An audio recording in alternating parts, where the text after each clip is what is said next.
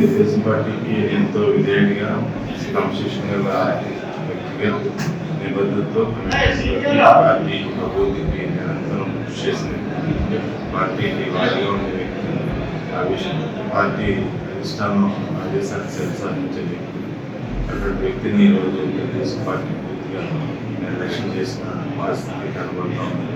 నన్ను అభ్యర్థిత్వం కోరుకున్నాను.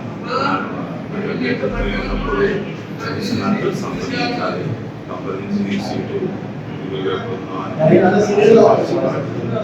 అలాగే నా సేవలు వినియోగించుకుంటున్నారా లేదని తెలియపరిచి నాకు సమాధానం చెప్పాల్సిన సమాధానించాల్సిన పరిస్థితి అదేమీ లేకుండా ఏదైతే నేను 20 ఏళ్ళు పార్టీ కోసం కష్టపడి పనిచేస్తే దారుణంగా తీసిపడేసి వచ్చిన తీరు నాకు బాగా బాధనికరం చేసింది.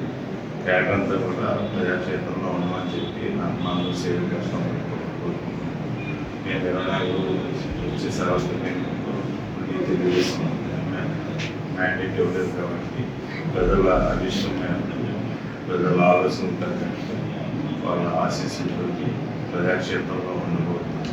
త్వరలోనే ఎఫ్ఆర్ పొమ్మని తెలియపరుస్తాను.